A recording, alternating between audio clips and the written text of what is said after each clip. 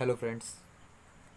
आज का जो टॉपिक है बेसिकली आज से हम इकोनॉमिक्स के क्लासेस डालना स्टार्ट कर रहे हैं।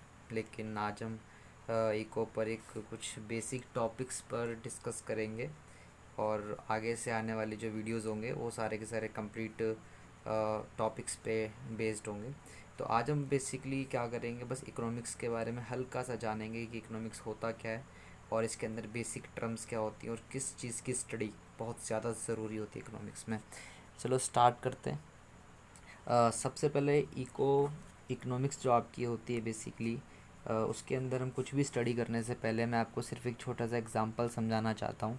अभी मैं इकोनॉमिक्स में आपको कुछ भी नहीं बता रहा हूँ कि इकोनॉमिक्स आपकी क्या होती है, क्यों पढ़ाई जाती है, क्या इसका मतलब होता है, ये सब चीज़ें छोड़ दो। सिर्फ आपको अभी बातें सुननी है, कुछ भी अपना दिमाग नहीं लगाना है, सिर्फ जो इसमें पढ़ाया जा रहा है केवल उसी के बारे में सोचना है। देखो, सबसे पहले एक एग्ज़ाम्पल मैं आपको लेता हूँ। मान लेते हैं कि मैंने आपको 20 रुपये दिए और आपको बहुत ज़्यादा भूख लग रही है और आपको खाना खाना है, पेट भरना है अपना, और आपके पास सिर्फ 20 रुपीज़ हैं। तो पेट भरने के लिए आप उस 20 रुपीज़ में कुछ ऐसा खाओगे जिससे आपकी भूख बिल्कुल ही ख़त्म हो जाए, या फिर वो ना के बराबर हो जाए, वो बहुत ज़्यादा कम हो जाए, आपको सेटिस्फेक्शन मिल जाए। तो अब होगा क्या, आप 20 रुपये में उस पैसे का इस तरीके से यूटिलाइजेशन करेंगे ताकि आपको उससे बहुत ज़्यादा सेटिस्फेक्शन मिल जाए। तो यहाँ पर कंक्लूजन सिंपल सी बात है, ये निकलता है कि जितना भी आपके पास अवेलेबल रिसोर्सेज होता है, जो भी आपके पास अवेलेबल रिसोर्सेज होता है, जब भी हम उसका बेटर यूटिलाइजेशन कर देते हैं, जब भी हम उसका बेटर यूटिलाइजेशन करेंगे, उसको हम इकोनॉमिक्स कहते हैं। ये आपकी होती है इकोनॉमिक्स जनरली। इकोनॉमिक्स की डेफिनेशन सब ने अलग अलग समझाई हुई है। कुछ कहते हैं कि इकोनॉमिक्स जो होती है आपका डिमांड और सप्लाई के बीच में कोरिलेशन होता है, या फिर संबंध को दर्शाता है, या फिर difference between the demand and supply को भी कह सकते हैं। लेकिन जो इकोनॉमिक्स का जनरल मीनिंग होता है वो आपका ये निकलता है। इकोनॉमिक्स मीन्स सिंपल सी बात से समझा जाए तो इतना ही होता है कि जो भी रिसोर्सेज आपके पास अवेलेबल है, कोई भी रिसोर्सेज जो भी आपके पास अवेलेबल है, उसका बेटर यूटिलाइजेशन करना ही इकोनॉमिक्स कहलाता है। वो चाहे किसी भी मैनर में आप इस बात को समझ सकते हैं। यहाँ पर आपके पास इस एग्जांपल में 20 रुपीज़ थे और उसके अकॉर्डिंगली आपको भूख लगी थी। आप उस भूख को सेटिस्फाई करने के लिए आपने उस अमाउंट को एक्सपेंड किया, और अमाउंट को खर्च करने के बाद आपको क्या सेटिस्फेक्शन लेवल प्राप्त होता है, या क्या सेटिस्फेक्शन आप उस अमाउंट में गेन करना चाहते हैं, इस कोरिलेशन को हम लोग कह सकते हैं कि ये हमारा इकोनॉमिक्स का पार्ट था। बेसिकली जो इकोनॉमिक्स होती है जनरली वो आपके दो पार्ट्स में डिवाइड कर रखी है। एक आपका होता है माइक्रो और एक आता है आपको मैक्रो। देखो, नाम से ही हम समझ सकते हैं कि माइक्रो मीन्स होता है स्मॉल और मैक्रो मीन्स होता है बड़ा। माइक्रो मीन्स जनरली जब हम स्टडी करते हैं इंडिविजुअल लेवल पर, इकोनॉमिक्स की जब हम स्टडी करते हैं इंडिविजुअल लेवल पर या छोटे लेवल पर या माइनर लेवल पर, तो हम उसको बोल सकते हैं कि दिस इज़ माइक्रो इकोनॉमिक्स। लेकिन जब हम बात करते हैं नेशनल इनकम की, जब हम बात करते हैं आपकी किसी बड़े लेवल की बात, बड़ी ऑर्गेनाइजेशन की बात, या कोई ऐसी इंटरनेशनल चीज़ों की बात जहाँ पर हम एक नेशनल लेवल पर किसी भी डाटा का मेजरमेंट करते हैं, चाहे वो पॉपुलेशन हो सकती है, चाहे वो आपका गरीबी रेखा की निर्धनता रेखा हम नापते हैं, वो डाटा हो सकता है।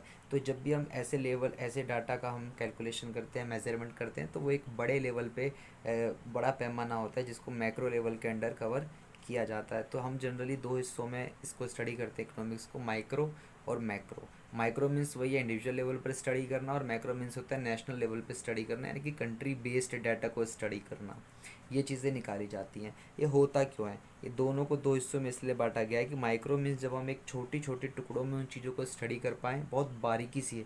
लेकिन जब हम कहें कि नहीं, इन सबको जोड़कर हमको एक ओवरऑल फिगर निकालनी है, एक ओवरऑल डाटा निकालना है, एक ओवरऑल कंक्लूजन निकालना है, तो उसको मैक्रो इकोनॉमिक्स का नाम दे दिया जाता है। बेसिकली हमें कह सकते हैं कि मैक्रो इकोनॉमिक्स के अंदर ही माइक्रो इकोनॉमिक्स इंक्लूड होता है ऑटोमेटिकली। देखो, अगर मैं बात करूँ कि मैक्रो इकोनॉमिक्स का एग्जांपल हम लेते हैं कि नेशनल इनकम है। अब नेशनल इनकम बनती कैसे है? नेशनल इनकम तो तभी बनेगी ना कि जब आपका मान लो मिस्टर एक्स है प्लस मिस्टर बी है प्लस सी है प्लस डी है, जितने भी लोग हैं उनकी इनकम को जब आप पॉपुलेशन से डिवाइड मार देते हो, तो वो आपकी क्या होती है, नेशनल इनकम पर कैपिटल पर इनकम आ जाती है। कैपिटल पर इनकम जब आती है आपकी पर हेड के हिसाब से अकॉर्डिंगली, तो उसके बेसिस पर हम नेशनल इनकम कैलकुलेट करते हैं। तो इनडायरेक्टली हम कह सकते हैं कि सारे के सारे जो मैक्रो फैक्टर्स होते हैं, सारे के सारे मैक्रो इकोनॉमिक्स के फैक्टर आपके माइक्रो इकोनॉमिक्स के फैक्टर से ही जुड़े होते हैं। यानी कि हम अगर सिंपल भाषा में समझें तो सारे के सारे माइक्रो फैक्टर आपको आगे चल के जब आप इसी माइक्रो फैक्टर्स को बड़े लेवल पे स्टडी करते हो तो वो मैक्रो में कन्वर्ट हो जाता है, जिसको मैक्रो इकोनॉमिक्स का नाम कह देते हैं। तो बाकी अब आते हैं कुछ बेसिक टर्म पर। इकोनॉमिक्स के अंदर कई सारी बेसिक टर्म्स हैं जिसका हम बहुत ज़्यादा यूज़ भी करते हैं, डेली भाषा में भी यूज़ कर सकते हैं, डेली लाइफ में भी हम उसको यूज़ करते हैं। लेकिन आज हम जो डिस्कस करेंगे केवल दो चीज़ों पर डिस्कस करेंगे, डिमांड और सप्लाई पर। हम डिमांड और सप्लाई पे बेसिकली डिस्कस करेंगे आज। देखो डिमांड सप्लाई क्या होता है, किसी भी देश के या किसी भी कंट्री के हम इकोनॉमिक्स को अगर स्टडी करना चाहें तो हमें बेसिकली दो ही चीज़ों के बारे में सबसे पहले डिस्कस करना पड़ता है। सबसे पहले स्टडी करना पड़ता है डिमांड और सप्लाई।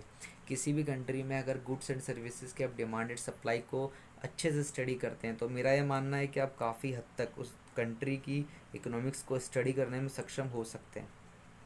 किसी भी कंट्री की इकोनॉमिक्स को गिराने में और उसको अप ले जाने में केवल डिमांड और सप्लाई का ही हाथ होता है।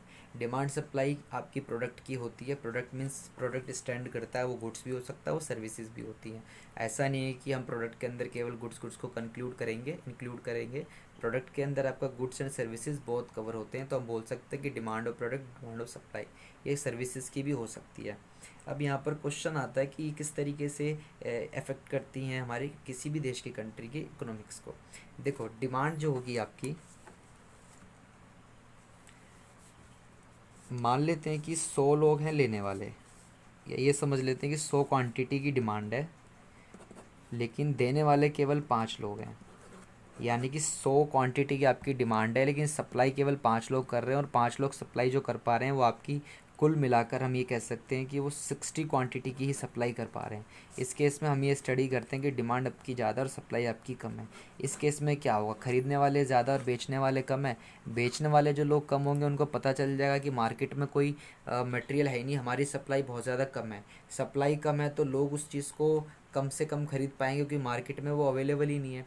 तो सारे के सारे लोग उसको ख़रीदने के इच्छुक होंगे। तो जैसे ही उसको लोग इच्छुक होंगे तो जो सप्लायर होगा वो उस चीज़ का फ़ायदा उठाएगा, और उसके अपोजिट में उसके रिलेवेंट में क्या करेगा वो कि उस प्रोडक्ट जो भी उसका प्रोडक्ट रिलेटेड है, चाहे वो गुड्स हो सर्विस हो, कोई भी प्रोडक्ट हो, वो उसकी प्राइस को रेस कर देगा, इंक्रीज़ कर देगा। तो इस केस में क्या होता है कि प्राइस आपका इंक्रीज़ हो जाएगा। तो यहाँ पर हमें ये समझ में आता है कि अगर किसी भी कंट्री के अंदर हम उसकी इकोनॉमिक्स को स्टडी करें, किसी भी प्रोडक्ट की, अगर किसी भी प्रोडक्ट की डिमांड बहुत ज़्यादा और सप्लाई बहुत कम है, तो हम रिलेटिवली उसके साथ देखेंगे कि उसका प्राइस ऑटोमेटिकली धीरे धीरे बढ़ना स्टार्ट हो जाएगा, क्योंकि वहाँ पर सप्लाई है ही नहीं, बिल्कुल भी ना के बराबर कह सकते हो कि बहुत कम सप्लाई हो जाती है। अगर हम इसके अपोजिट में बात करें, इन्वर्स में, अगर इसी केस को दोबारा लेते हैं, हमारी डिमांड कम हो रही है और हमारी सप्लाई ज़्यादा हो रही है। अगर हमारी डिमांड आपकी कम हो रही है और सप्लाई हमारी ज़्यादा हो रही है, तो इस केस में क्या होगा, सप्लाई मीन्स देने वाले बहुत सारे, बेचने वाले बहुत सारे, लेकिन ख़रीदने वाले बहुत कम है। जब खरीदने वाले बहुत कम होंगे तो क्या होगा भाई, जब मार्केट में ख़रीदने वाले बहुत कम हो जाएंगे तो दैट इज़ वो प्रोडक्ट ना के बराबर बिक रहा है, कोई ख़रीद ही नहीं रहा। सप्लायर के पास कोई ऑप्शन ही नहीं होगा, वो सोचेगा भैया हमारा माल तो बिक ही नहीं रहा मार्केट के अंदर, तो वो क्या करेंगे, उस माल को निकालने के लिए प्राइस को लेस उनको करना पड़ेगा, और कहीं ना कहीं वो ऐसे लेवल पर, एक्सेप्टेबल लेवल तक प्राइस को लाते हैं जहाँ तक वो नो कॉस्ट, नो लॉस और नो प्रॉफिट के केस में आ जाते हैं और उस प्रोडक्ट को निकालने की कोशिश करते हैं। सिंपल है, लेकिन एक बात हमेशा याद रखना, किसी भी इकोनॉमिक्स को स्टडी करने के लिए दो चीज़ों का ध्यान रखना पड़ेगा। एक तो आपका हो गया कंज्यूमर और एक आपका हो गया सप्लायर। मान लेते हैं आपका एक आपका कंज्यूमर होता है, एक आपका सप्लायर हो, एक तरीके से समझ लो एक आपका बायर है और एक आपका सेलर है। इकोनॉमिक्स को स्टडी करने के लिए आपको दो इंसान बनना पड़ेगा हमेशा। अगर आप कहो कि नहीं मैं एक टाइम पर दोनों बन सकता हूँ तो वो गलत है।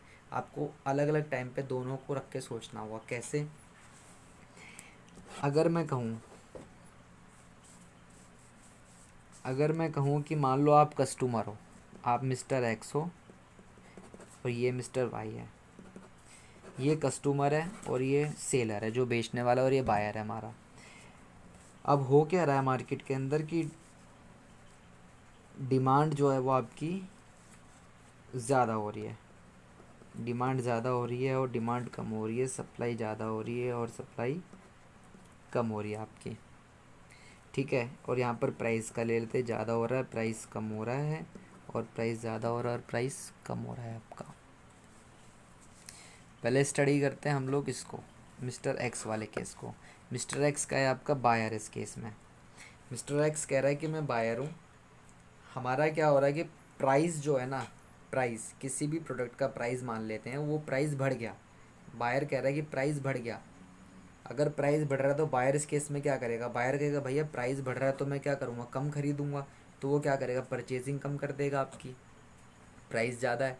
फिर अगर सिचुएशन आती है कि प्राइस कम हो गया है, प्राइस अगर कम होता है तो क्या करेगा, बायर कहेगा भैया परचेजिंग ज़्यादा कर दो।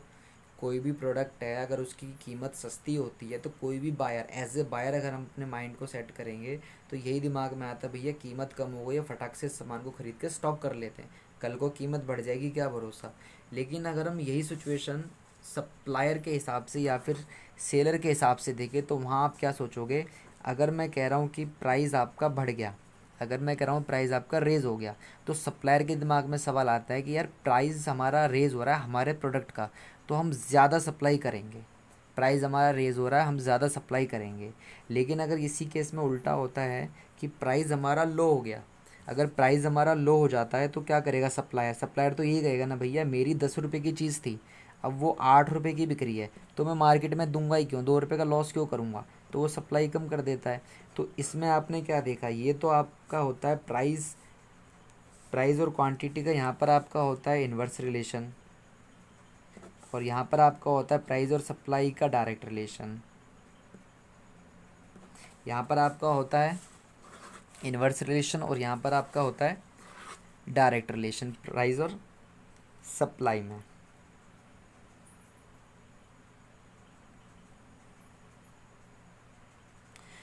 ठीक है। अब उसके बाद एक क्वेश्चन और रेज होता है, यहाँ पर क्वेश्चन ये रेज होता है कि अब बच्चे के दिमाग में ये क्वेश्चन आता है, सर एक बात हमारे समझ में नहीं आई, वो बात ये है छोटी सी कि आप कह रहे हो कि अगर मैं मिस्टर एक्स हूँ और मैं मिस्टर वाई पे बाद में चर्चा करते हैं, अगर मैं मिस्टर एक्स हूँ, मिस्टर एक्स कह रहा है यार मुझे एक बात बताओ कि अगर प्राइस बढ़ गया तो मैंने क्या करा, क्वांटिटी कम कर दी, अगर प्राइस कम हो गया तो मैंने क्वांटिटी ज़्यादा ले ली।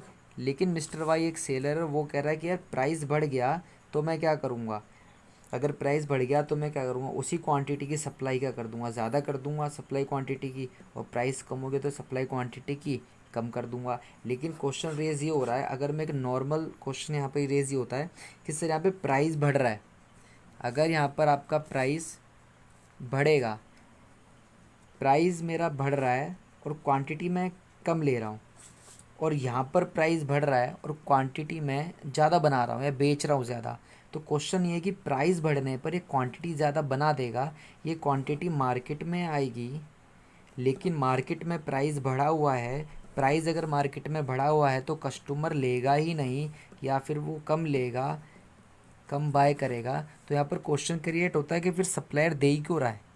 क्वेश्चन यहाँ पर यह है कि अगर सप्लायर कहता है कि भैया प्राइस बढ़ेगा तो मैं अपनी जो प्रोडक्शन होगी वो बढ़ा दूंगा और सप्लाई भी बढ़ा दूंगा, उसने सप्लाई बढ़ा दी।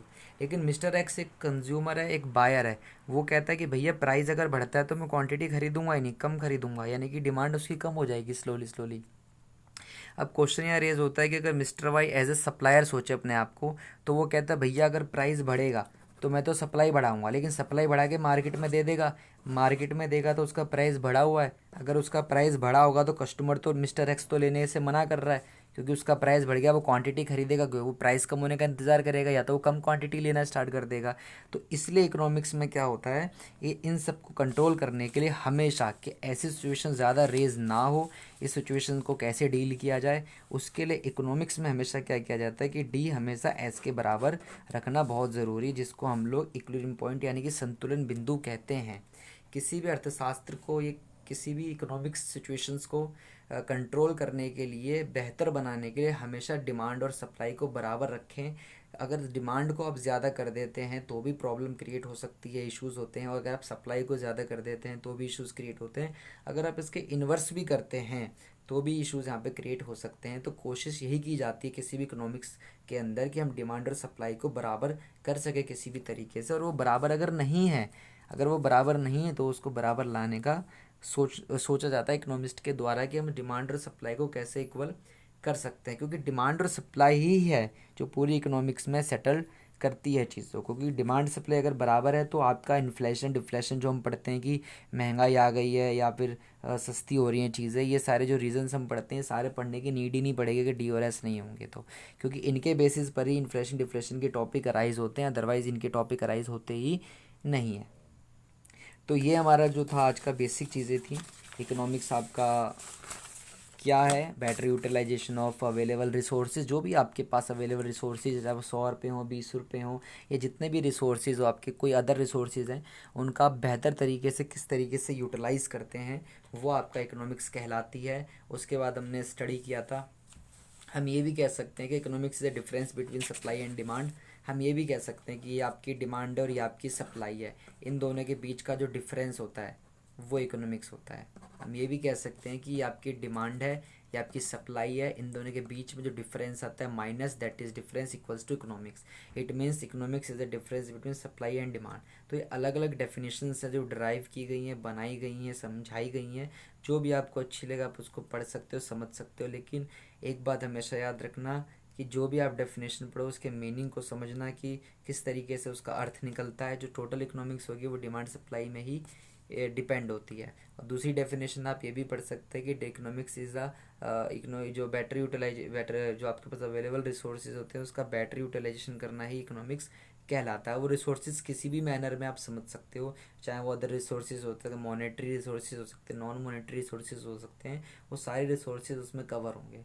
तो ये आपका था, इसमें आपने आज क्या इकोनॉमिक्स में हमने केवल बेसिक डेफिनेशन सीखी इसकी छोटी सी, उसके बाद इसके अंदर बायर और कंज्यूमर का कॉन्सेप्ट सीखा, डिमांड एंड सप्लाई को मेंटेन कैसे किया जाता है, किस तरीके से सिचुएशन अराइज हो सकती है, ये शॉर्ट में आज हमने समझा है। और आने वाले जो वीडियोज़ होंगे उसमें पर्टिकुलर जो टॉपिक्स होंगे उन टॉपिक्स पर इंडिविजुअल बेसिस पर वीडियोस अपलोड की जाएंगी। ये केवल इंट्रोडक्टरी टॉपिक था इकोनॉमिक्स के रिगार्डिंग।